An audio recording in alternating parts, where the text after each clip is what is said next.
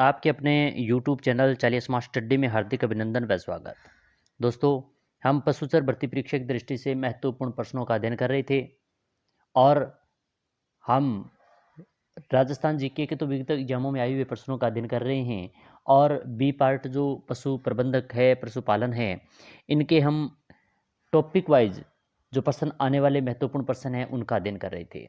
तो आज का जो हमारा महत्वपूर्ण टॉपिक है चारागाह विकास से संबंधित है। इनके कौन कौन से महत्वपूर्ण लगभग 15 और 17 प्रश्न बनते हैं, उन प्रश्नों का आज हम अध्ययन करते हैं।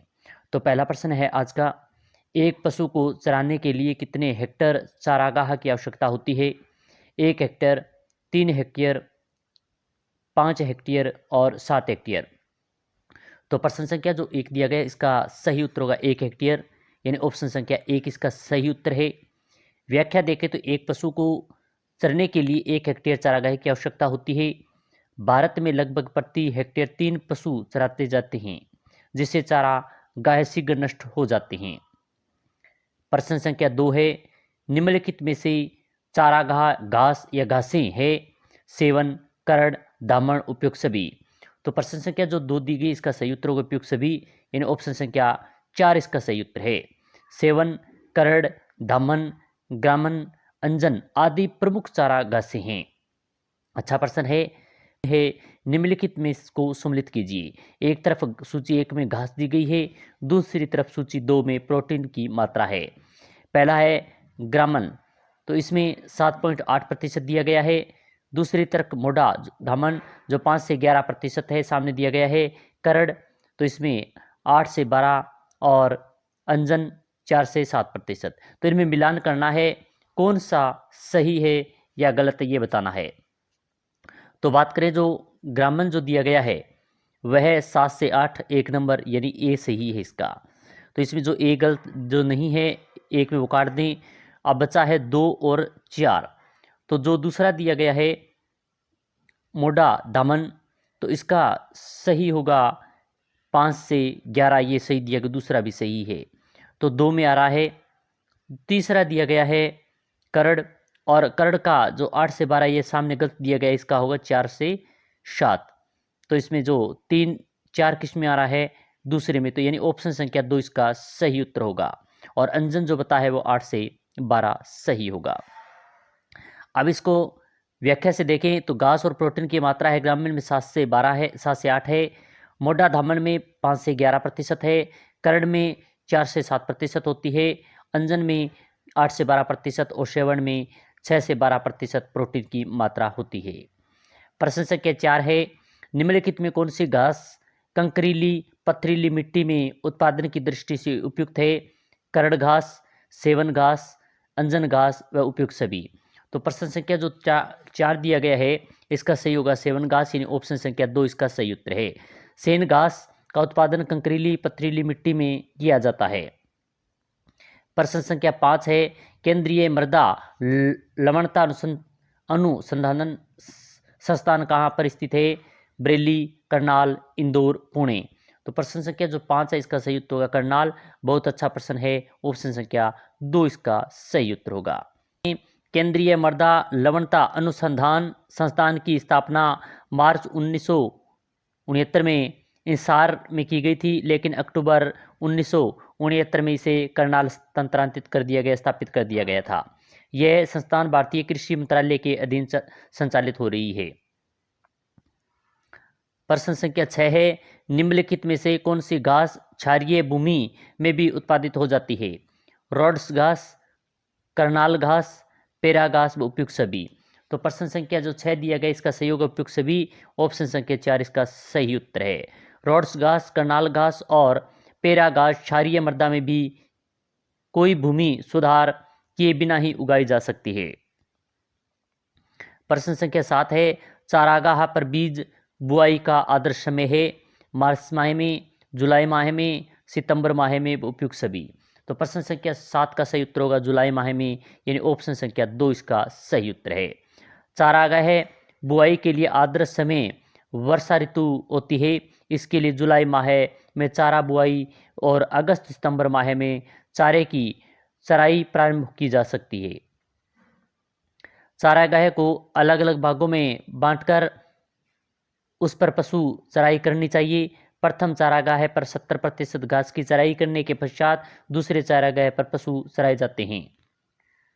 प्रश्न संख्या 8 है, चारागाह पर पशु चराई का सर्वोत्तम समय है, यानी कौन सा सर्वोत्तम समय माना जाता है बताना है। बुआई के 15 दिन बाद, घास के पुष्पास्पन पर, घास के पूर्ण पक जाने पर और उपयुक्त सभी। तो प्रश्न संख्या 8 का सही होगा घास के पुष्पावस्था पर, यानी ऑप्शन संख्या 2 इसका सही उत्तर है। चारागाह पर घास की पुष्पावस्था के समय पशु चराई करनी चाहिए। प्रश्न संख्या 9 है, निम्नलिखित में से वानिकी चारागाह क्या है। पेड़ और झाड़ियों के मध्य घास उगाना, घास की गहन कृषि, घास के साथ कुक्कुट पालन, उपयुक्त में से कोई नहीं।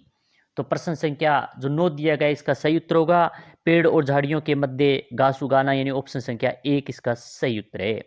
वानिकी चारागाह में पेड़ और झाड़ियों के मध्य पंक्तियों में घास के चारागाह विकसित किए जा सकते हैं, क्योंकि भारत में चारागाह पर 5 से 6 माह तक की पशु चराई कराई जा सकती है।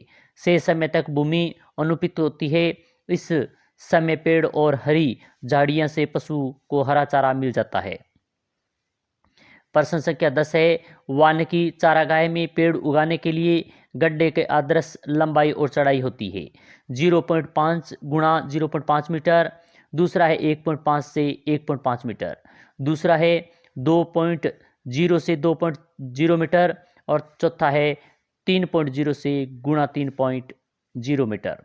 तो प्रश्न संख्या 10 का सही उत्तर होगा जो गड्ढे की लंबाई होती है वो 0.5 होती है, चौड़ाई होती है वो 0.5 मीटर होती है, यानी ऑप्शन संख्या 1 इसका सही उत्तर है।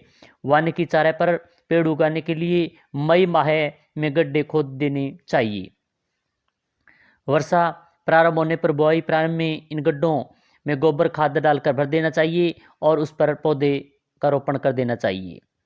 प्रश्न संख्या 11 है, भारतीय चारागाह पर एवं चारा अनुसंधान संस्था किस स्थान पर है। लखनऊ, झांसी, पटना और जयपुर। तो प्रश्न संख्या जो 11 दिया गया इसका सही उत्तर होगा झांसी, यानी ऑप्शन संख्या 2 इसका सही उत्तर है। भारतीय चारागाह एवं चारा अनुसंधान संस्था की स्थापना 1966 में झांसी में की गई। प्रश्न संख्या 12 है, केंद्रीय सूखाग्रस्त कृषि अनुसंधान संस्था किस स्थान पर है की। दिल्ली, कलकत्ता, हैदराबाद और पुणे। तो प्रश्न संख्या 12 का सही उत्तर होगा हैदराबाद, यानी ऑप्शन संख्या 3 इसका सही उत्तर है। प्रश्न संख्या 13 है, चारागाह के प्रबंध की होने निहित विधि सर्वप्रथम किस देश में विकसित की गई। अमेरिका, ब्रिटेन, रूस और जर्मनी।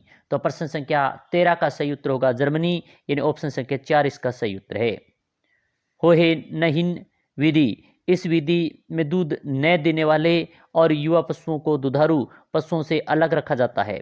इसमें चारागाह को 4 से 6 खंड में बांट दिया जाता है। अब पहले दुधारू पशुओं को चराया जाता है, फिर बिना दूध देने वाले और युवा पशुओं को चराया जाता है। प्रश्न संख्या 14 है, राजस्थान में चारागाह को स्थानीय भाषा में क्या कहते हैं। बोडा, बीड़, नगरा, धकोल। तो प्रश्न संख्या 14 का सही उत्तर होगा बीड़, यानी ऑप्शन संख्या 2 इसका सही उत्तर है। राजस्थान में चारागाह को स्थानीय भाषा में बीड़ या बेड़ा कहते हैं। प्रश्न संख्या 15 है, चारागाह को किस मौसम में जलाना चाहिए। वर्षा के समय, गर्मी के समय, सर्दी के समय और उपयुक्त सभी। तो प्रश्न संख्या 15 का सही उत्तर होगा गर्मी के समय, यानी ऑप्शन संख्या 2 इसका सही उत्तर है। चारागाह में फैले अनावश्यक ठूंठ के और कचरे को हटाने के लिए चारागाह को जलाना चाहिए। इस क्रिया से मिट्टी में उपस्थित हानिकारक कीट भी मर जाते हैं। प्रश्न संख्या 16 है, पशु गृह में लगभग खालिस्तान वर्ग मीटर छाया तथा खालिस्तान वर्ग मीटर खुले स्थान की आवश्यकता प्रतिवेशक गाय व भैंस को होती है। एक नंबर है 2.50 से 4.0 वर्ग मीटर और 7 से 8 वर्ग मीटर।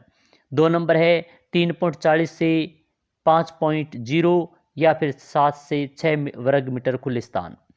3 नंबर है 1.50 से 3.0 4 से 6 वर्ग मीटर। और 4 नंबर है 4.50 से 6.0 8 से 10 वर्ग मीटर। तो प्रश्न संख्या जो 16 दिया गया इसका सही उत्तर होगा 2.50 से 4.0 7 से 8 वर्ग मीटर, यानी ऑप्शन संख्या 1 इसका सही उत्तर है। प्रश्न संख्या 17 है आवासीय प्रबंध के बारे में कौन सा कथन सही है। 1 नंबर है नाद की लंबाई लगभग 90 सेंटीमीटर, चौड़ाई 50 सेंटीमीटर और गहराई 10 से 30 से 40 सेंटीमीटर रखनी चाहिए।